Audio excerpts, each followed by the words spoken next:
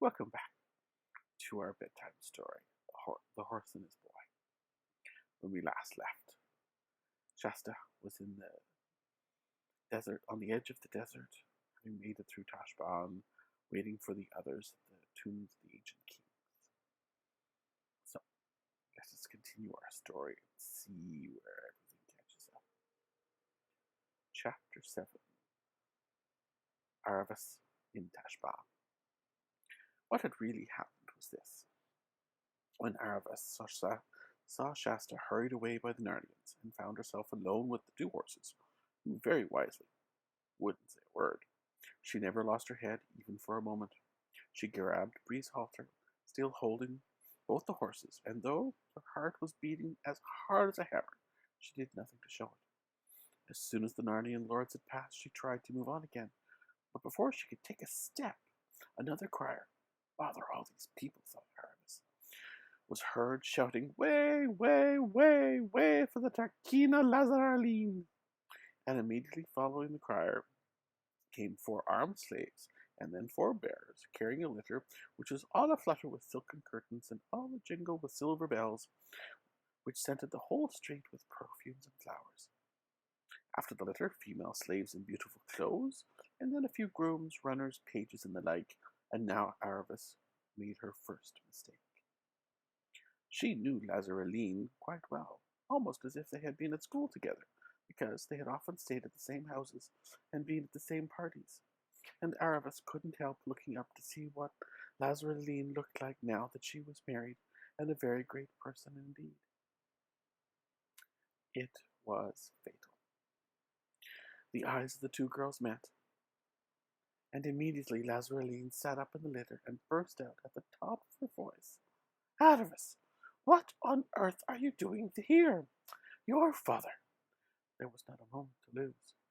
Without a second's delay, Aravis let go of the horses, caught the edge of the litter, swung herself up beside Lazareline, and whispered furiously in her ear, "Shut up, do you hear?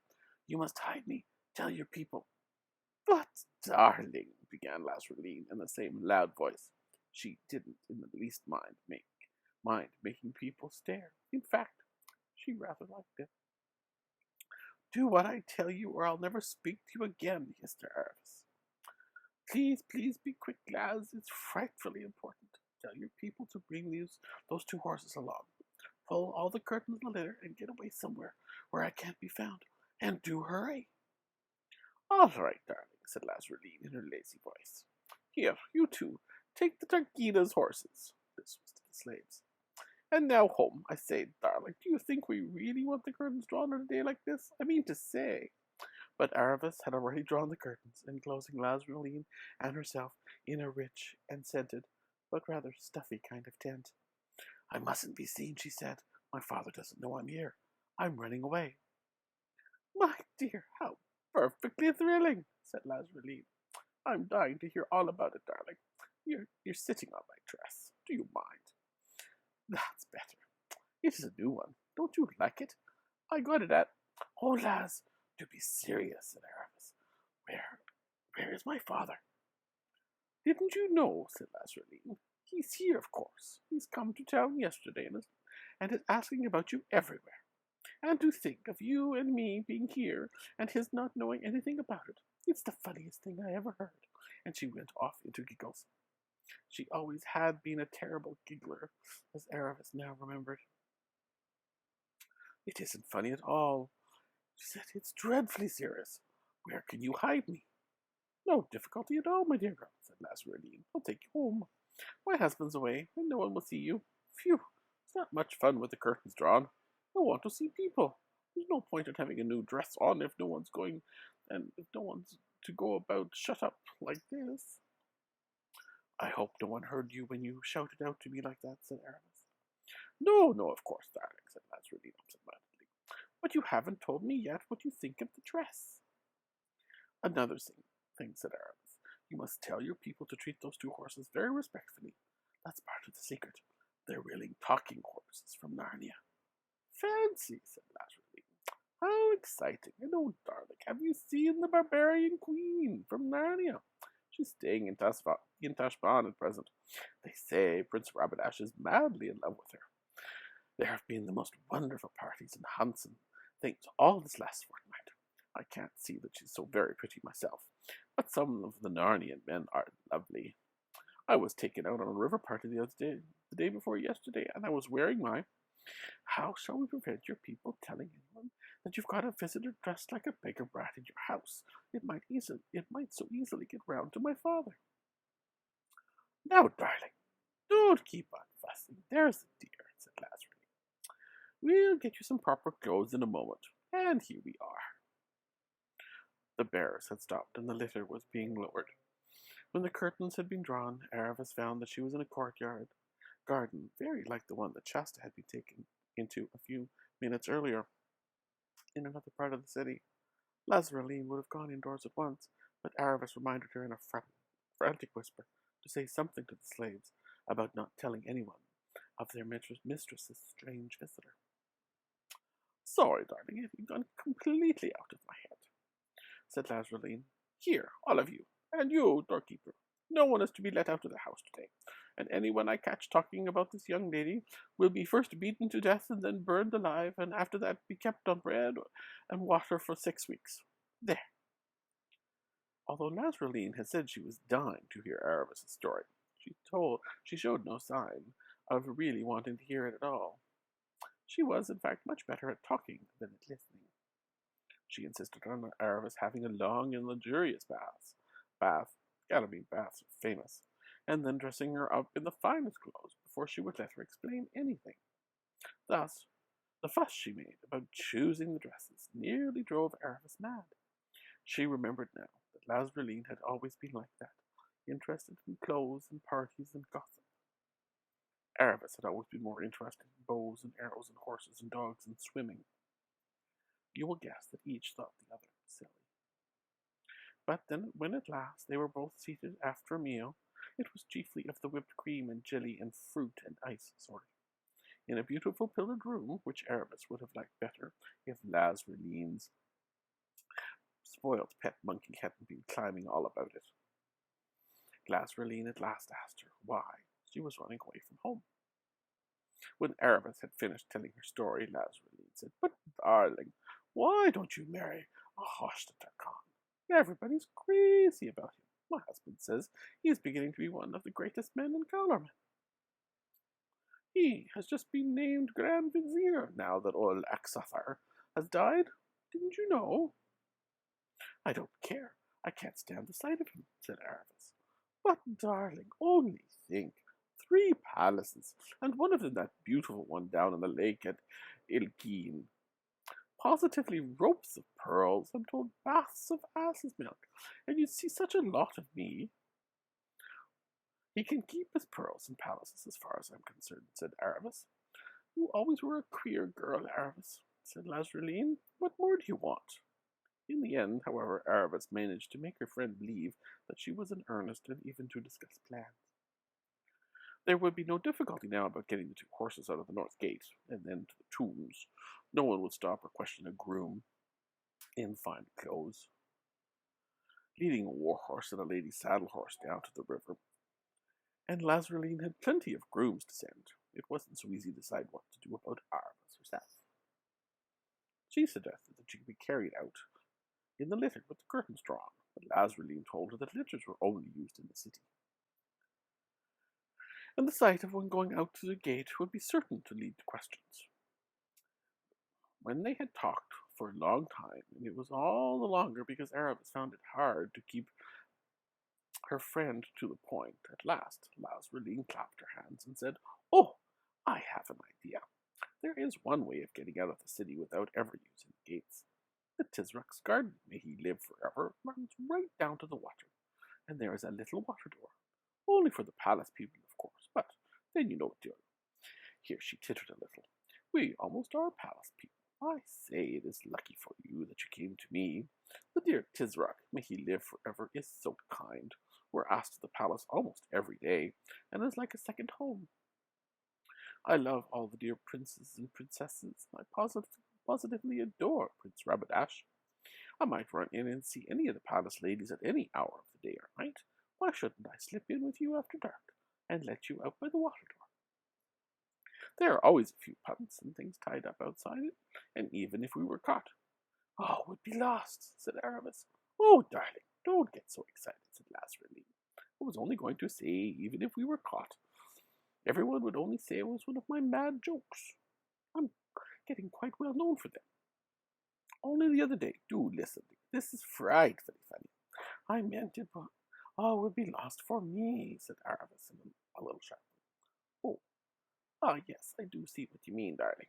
Well, can you think of any better plan? Aramis couldn't and answered no. We'll have to risk it. When can we start? Oh, not tonight, said Lazarine. Of course not tonight. There's a great feast on tonight. I must start getting my hair done for it in a few minutes, and the whole palace will be a blaze of lights.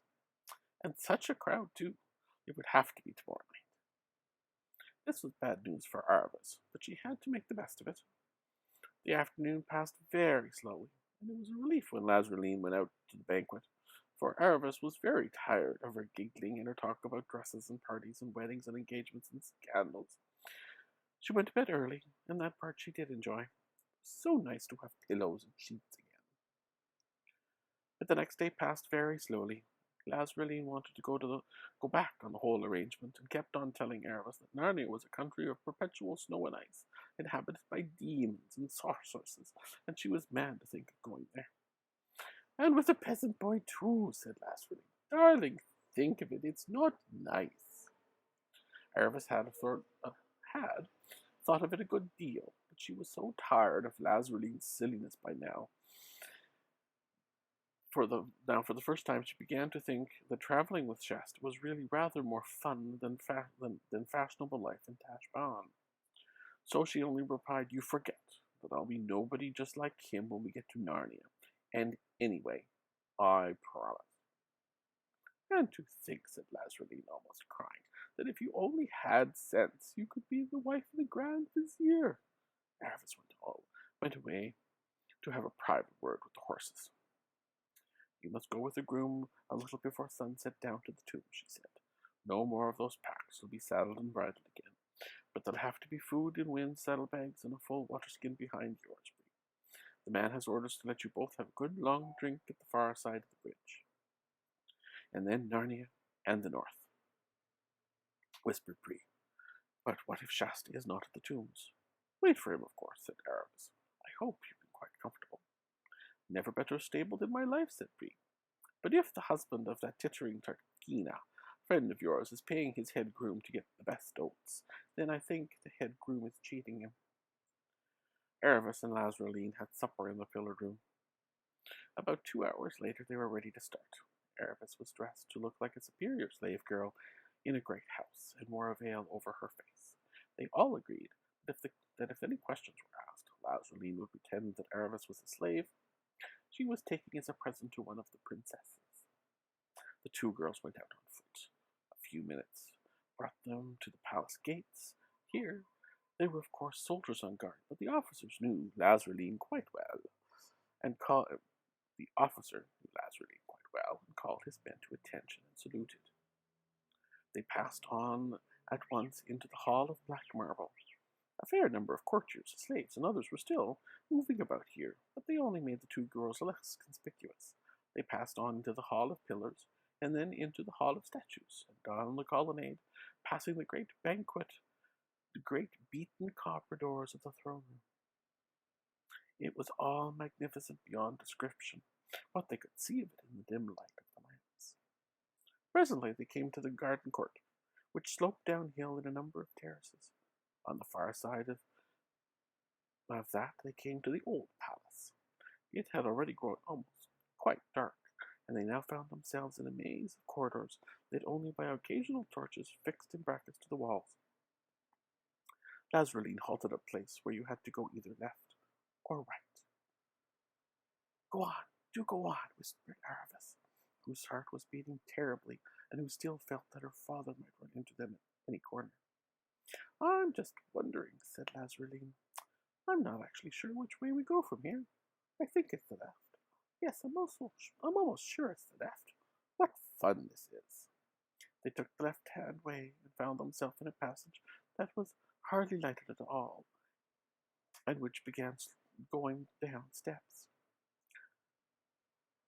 "It's all right," said Lazarine. "I'm sure we're right now. I remember these steps." But at that moment, a moving light appeared ahead. A second later, there appeared from around a distant corner the dark shapes of two men, walking backwards and carrying tall candles. And of course, it was only before royalties that people walked backwards. Aravis felt Lazarine grip her arm, that sort of sudden grip, which is almost a pinch, and which means that the person who is gripping you is very frightened indeed. Aravis thought it was odd that Lazarine should be so frightened of the Tisroc, if he were really such a friend of hers. But there was no time to go on thinking. Lazarine was hurrying her back to the top of the steps on tiptoe and groping wildly along the wall. "Here's the door," she whispered. "Quick!" They went in and drew the door very softly behind them and found themselves in pitch darkness. Aravis could hear by Lazarine's breathing that she was terrified. "Tash preserve us," whispered Lazarine. "What shall we do if he comes in here? Can we hide?" There was a soft carpet under their feet. They groped forward into the room and blundered onto a sofa. "Let's lie down behind it," whispered Lazarine. "Oh, I do wish we hadn't come." There was just room between the sofa and the curtained wall, and the two girls got down. Lazarine managed to get the better position and was completely covered. The upper part of Aravis's face stuck out beyond the sofa, so that if someone came into the room with a light and happened to look at exactly the right place, they would see her. But of course, because she was wearing a veil, what they saw would not at once look like a forehead and a pair of eyes. Aravis shoved desperately to try to make Lazarine give her a little more room, but Lazarine, now quite selfish in her panic, fought back and pinched her feet. They gave it up and lay still, panting a little. Their own breath seemed dreadfully noisy, but there was no other noise. "Is it safe?" said Aravis at last, in the tiniest possible whisper. I think so," began Lazarine, "but my poor nerves." And then came the most terrible noise they could have heard at that moment. The noise of the door opening, and then came light, and because Aravis couldn't get her head any further in behind the sofa, she saw everything. First came the two slaves, deaf and dumb as Aravis rightly guessed, and therefore used at the most secret councils, walking backwards and carrying the candles. They took up their stand, one at each end of the sofa. This was a good thing, for of course it was now harder for anyone to see Aravis once a slave was in front of her and she was looking between his heels. Then came an old man, very fat, wearing a curious pointed cap, by which she immediately knew that he was the Tisroc. The least of the jewels with which he was covered was worth more than all the clothes and weapons of the Narnian lords put together. But he was so fat, and such a mass of frills and pleats and baubles and buttons and tassels and talismans, that Aravis couldn't help thinking the Narnian fashions, at any rate for men, looked nicer. After him came a tall young man with a feathered and bejeweled turban on his head, an ivory-sheathed scimitar at his side. He seemed very excited, and his eyes and teeth flashed fiercely in the candlelight. Last of all came a little humpbacked, wizened old man, in whom she recognized with a shudder the new Grand Vizier, her own betrothed husband, Ahoshta Takan himself. As soon as all three had entered the room and the door was shut, the Tisroc seated himself on the divan with a sigh of contentment. The young man took his place standing before him, and the Grand Vizier got down on his knees and elbows and laid his face on the carpet. And there ends our chapter. Please like, subscribe, leave a comment.